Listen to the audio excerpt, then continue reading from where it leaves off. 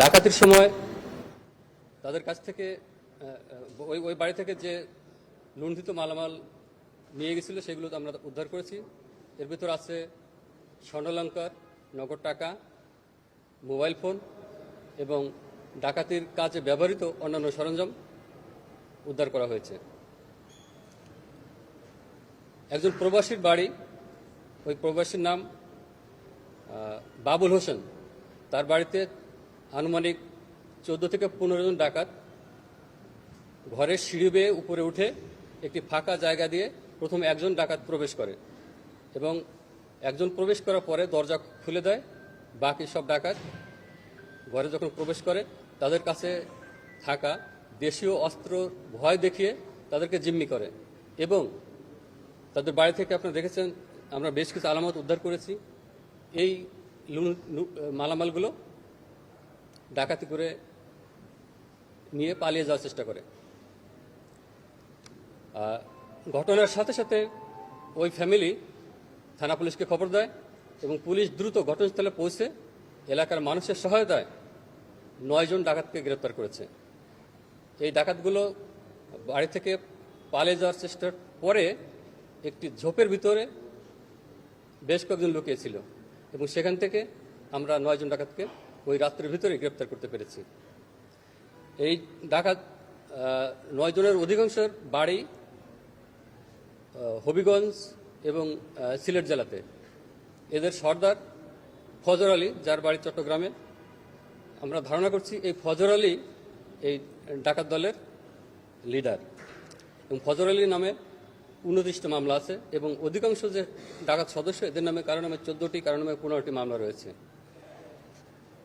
এরা ঘটনার দিন সকালবেলা কেউ বাস যোগে, কেউ ট্রেন যোগে চট্টগ্রাম পৌঁছায় এবং সন্ধ্যার সময় আলাদা আলাদা হয়ে পাহাড়তলি এলাকায় অবস্থান নেয় এবং তারা পাহাড়তলি একটি বাজারে চা নাস্তা খায় এবং রাত যখন 1টা বাজে তখন ফজর আলীর নেতৃত্বে ওই প্রবাসীর বাড়িতে প্রবেশ করে এবং বাড়িতে ঢুকে খুব অল্প সময়ে মোবাইল, স্বর্ণালঙ্কার, নগদ টাকা এগুলো লুট করে এবং এলাকাবাসীকে ধন্যবাদ, তারা দ্রুত পুলিশকে খবর দিয়েছে এবং পুলিশের বিভিন্ন টিম সাথে সাথে কাজ করেছে এবং পুলিশের সাথে তারাও এই অভিযানে অংশ নেয়, যে কারণে ডাকাতির ঘটনার সাথে সাথে তারা পালিয়ে যাওয়ার চেষ্টা করলেও অতি দ্রুত সময়ে রাউজান থানা পুলিশ 9 জন ডাকাতকে গ্রেপ্তার করতে পেরেছে।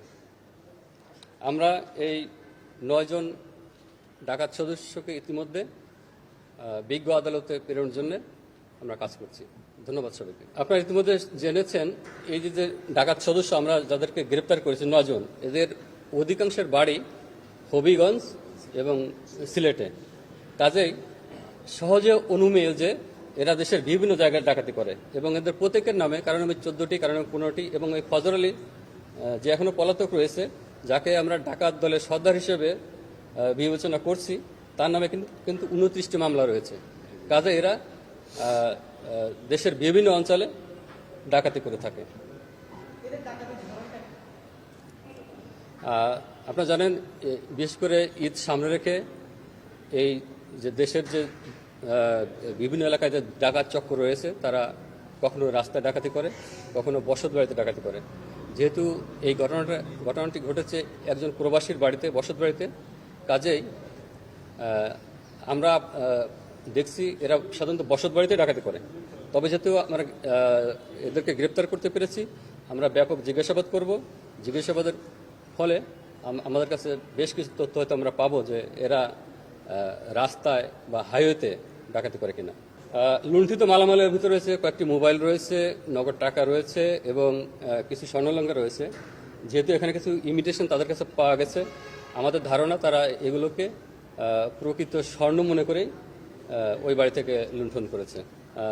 এই ডাকাত দলের সদস্য ফজর আলী, এর বাড়ি কিন্তু চট্টগ্রামে সীতাকুণ্ড থানাতে এবং এই ফজর আলী এই পুরো ডাকাত গ্রুপকে লিড দিয়ে এই রাউজান থানার যে প্রবাসীর বাড়ি,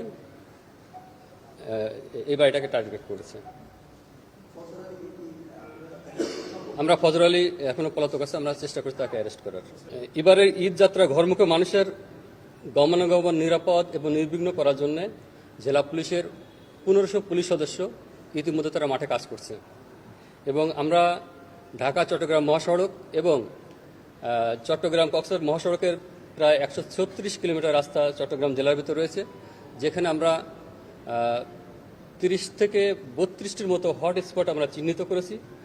সেখানে আমরা আমাদের পর্যাপ্ত নজরদারি রয়েছে, সেখানে আমাদের পুলিশ ফোর্স মোতায়েন রয়েছে। আমরা এবার ঈদে বডি অন ক্যামেরা, আপনারা জানেন যে বডি অন ক্যামেরা নির্বাচনের সময় ব্যাপক সাড়া ফেলেছে এবং এই বডি অন ক্যামেরার ব্যবহারের মাধ্যমে পুলিশের ডিউটি তদারকি অত্যন্ত সহজ হয়েছে। এবারের এই ঈদ যাত্রায় আমরা বডি অন ক্যামেরা আমরা ব্যবহার করছি।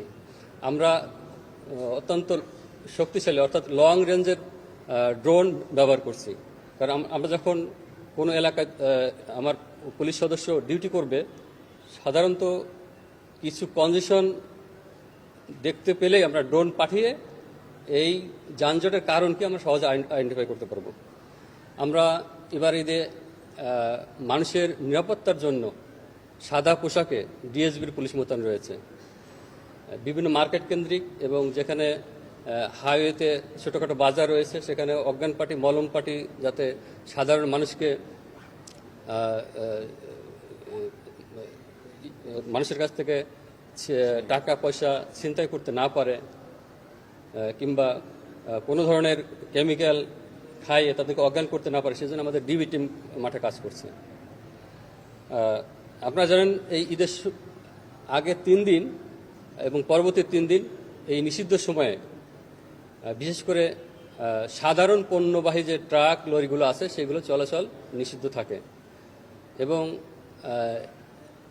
এই পরিবহন যাতে এই সময়ে রাস্তায় না নামে এই জন্য আমরা ট্রাক বাস মালিক সমিতির সাথে কথা বলেছি। তারা আশা করছি এই সময়টাতে তারা এই ধরনের বড় লং ভেহিকেল রাস্তায় নামাবে না। পাশাপাশি আমরা প্রবাসীদের সাধারণত ঈদ আসলে প্রবাসীরা বিদেশ থেকে বাড়িতে আসে, তাদের নিরাপত্তার জন্য আমাদের বিশেষ ব্যবস্থা রয়েছে এবং কোনো প্রবাসী যদি আমাদের কাছে কোনো সহায়তা চায় তার বাড়ি পৌঁছে দেওয়ার ব্যবস্থা আমরা করব।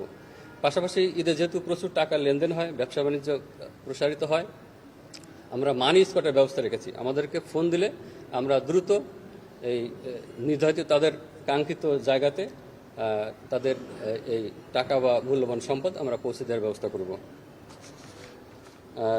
এখন পর্যন্ত ঈদের সার্বিক অবস্থা, রাস্তাঘাটের সার্বিক অবস্থা ভালো আছে এবং আশা করি এবারের ঈদ যাত্রা ঘরমুখী মানুষের গমনাগমন স্বস্তিদায়ক হবে। ধন্যবাদ সবাইকে।